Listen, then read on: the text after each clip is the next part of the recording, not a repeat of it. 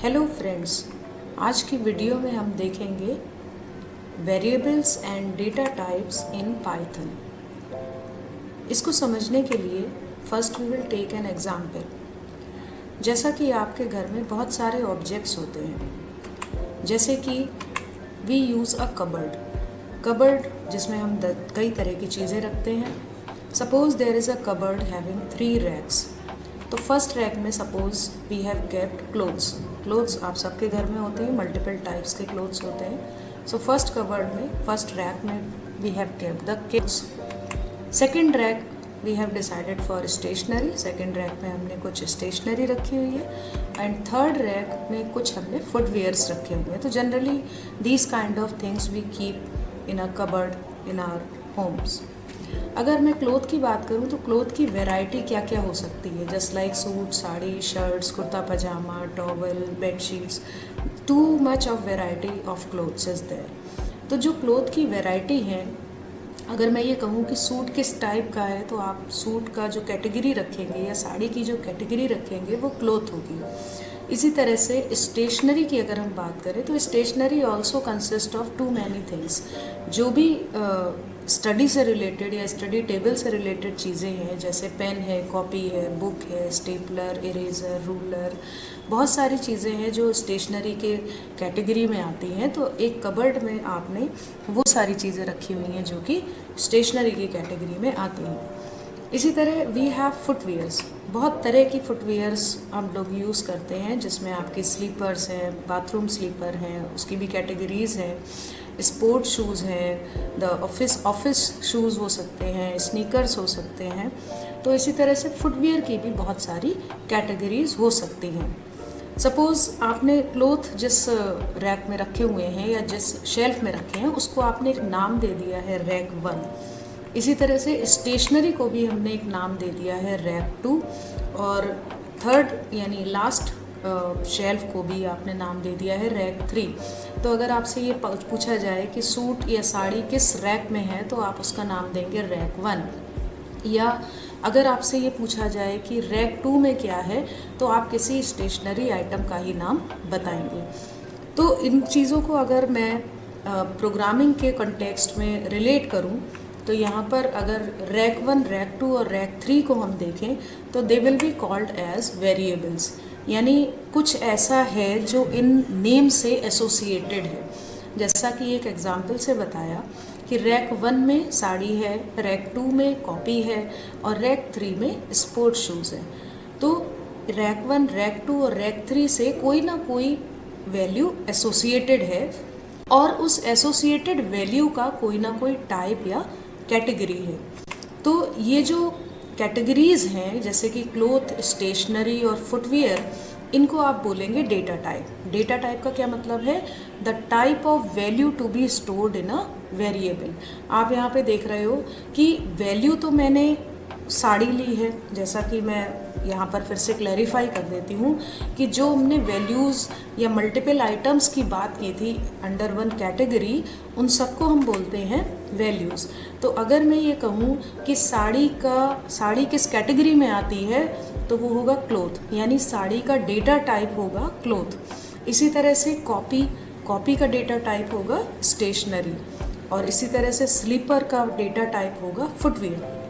और अगर इन वैल्यूज़ की बात करें, जैसे कि सूट किस रैक में रखा हुआ है, दैट इज़ रैक 1, या यू कैन से कि रैक 1 की वैल्यू क्या है, सूट। ठीक है, तो इस तरह से आप इस इमेज के थ्रू ये समझ सकते हैं कि what is a variable, what is a data type and what is a value. किसी भी प्रोग्रामिंग लैंग्वेज में पूरा कॉन्सेप्ट वेरिएबल और वैल्यू के बिहाफ पर ही डील होता है। कोई भी प्रोग्राम बनाने के लिए हमें वेरिएबल्स और वैल्यू की ज़रूरत होती है। Now more we talk about variables. Actually variable क्या है, इसको अगर हम प्रोग्रामिंग कॉन्सेप्ट के रूप में देखना चाहें तो वेरिएबल की एग्जैक्ट डेफिनेशन क्या होगी या actually what is a variable. तो a variable in Python is a named memory location that can refer to an object. इसको थोड़ा सा इस तरह से समझते हैं जैसे कि आपको पाइथन को ये बताना पड़ता है कि मेमोरी में कोई पर्टिकुलर वैल्यू कैसे स्टोर होगी, तो उस वैल्यू को किसी मेमोरी लोकेशन पर स्टोर किया जाता है और उसको एक नेम दे दिया जाता है। तो वेरिएबल जो मेमोरी लोकेशन है उसका जो नेम है that will be called as variable, और जो वैल्यू आप स्टोर करना चाहते हो that will be called as a value. Also a variable is said to be a container to store a value. Variable को जनरली एक container भी बोलते हैं क्योंकि variable actually contains a value. Python में वैल्यूज़ वेरिएबल के through refer की जाती हैं या पॉइंट आउट की जाती हैं। A variable can store a single value at a time. एक वेरिएबल एक बार में एक ही वैल्यू को स्टोर कर सकता है, या पाइथन में एक वेरिएबल एक बार में एक ही वैल्यू को रेफर कर सकता है या पॉइंट आउट कर सकता है। In Python a variable exist in the memory till the program is in execution. ये बहुत इंपॉर्टेंट बात है कि हम मेमोरी में बहुत सारे वेरिएबल डिक्लेयर तो कर देते हैं, एक प्रोग्राम में यूज़ तो कर लेते हैं, लेकिन क्या वो वेरिएबल मेमोरी में रहेगा या वी कैन से कब तक रहेगा। तो जब तक कोई पर्टिकुलर प्रोग्राम जिसमें मल्टीपल वेरिएबल्स का यूज़ हुआ है वो सारे वेरिएबल मेमोरी में तब तक एग्जिस्ट करेंगे जब तक वो प्रोग्राम का रन या प्रोग्राम का एग्जीक्यूशन पूरा नहीं हो जाता। एक प्रोग्राम जब तक मेमोरी में अवेलेबल है तब तक उसके सारे वेरिएबल्स भी मेमोरी में अवेलेबल रहेंगे। Every variable will have a single value of any data type. ये मैं पहले ही बता चुकी हूँ कि एक वेरिएबल में एक बार में एक ही वैल्यू आ सकती है और वो सिंगल वैल्यू किसी ना किसी डेटा टाइप की ज़रूर होगी, यानी हर वैल्यू का कोई ना कोई डेटा टाइप ज़रूर होता है। Now we will see about data types. What is actually data type? So data type refers to the type of value to be stored in a variable. जैसा कि अभी पिछली लाइन में आपको बताया कि हर वैल्यू का कोई ना कोई डेटा टाइप ज़रूर होगा। तो डेटा टाइप एक्चुअली क्या है? That tells the type of value to be stored in a variable. Python has 5 fundamental data types that can store different types of values. Python language में 5 तरह के data type होते हैं, या Python language 5 fundamentals data type के साथ काम करती है। इन डेटा टाइप्स को हम आगे के वीडियोस में अलग अलग देखेंगे। अब यहाँ पर एक और कॉन्सेप्ट है regarding variable and data type, that is called static typing and dynamic typing.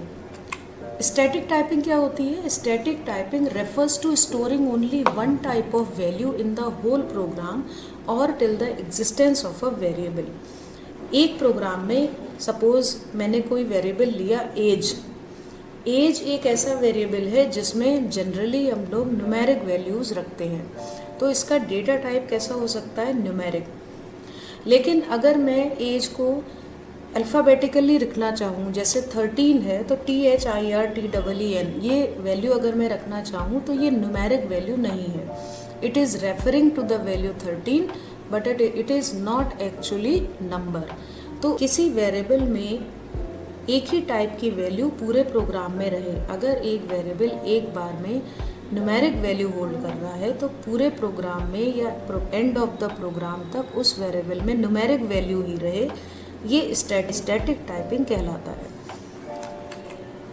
जो लैंग्वेजेस C++, जावा, सी या object oriented language other than Python, ये सारी लैंग्वेज स्टैटिक टाइपिंग को ही फॉलो करती हैं। इसमें आप किसी वेरिएबल को जिस डेटा टाइप से शुरू करते हैं एंड ऑफ द प्रोग्राम तक वही डेटा टाइप उस वेरिएबल में वैल्यू को होल्ड करता है। जो डायनेमिक टाइपिंग है, dynamic typing refers to storing different type of values in a variable at different stages of the program. जैसे मैंने अभी आपको एग्जांपल दिया कि अगर एज में मैंने 13 स्टोर किया है तो मैं एज में 13 की स्पेलिंग भी लिख सकती हूँ। जब मैं एज वेरिएबल में न्यूमेरिक वैल्यू लिख रही हूँ यानी 13 लिख रही हूँ तो उस वेरिएबल का डेटा टाइप इंटीजर होगा, और जब मैं इस एज वेरिएबल में स्पेलिंग ऑफ 13 लिख रही हूँ तो उसका डेटा टाइप स्ट्रिंग होगा। एक ही प्रोग्राम में एज वेरिएबल को न्यूमेरिक वैल्यू भी दी जा सकती है और स्ट्रिंग वैल्यू भी दी जा सकती है। तो इस कंसेप्ट को या इस फीचर को डायनेमिक टाइपिंग कहा जाता है and only Python supports dynamic typing on variables. Data types in Python. तो मैंने पहले भी बताया था कि पाइथन 5 डेटा टाइप्स को सपोर्ट करता है, that is number, string, list, tuple and dictionary. इन सभी डेटा टाइप्स में आप डिफरेंट तरीक़ों से वैल्यूज़ को स्टोर कर सकते हैं। इन डेटा टाइप्स के बारे में सेपरेटली हम आगे आने वाले वीडियोज़ में देखेंगे। Thank you.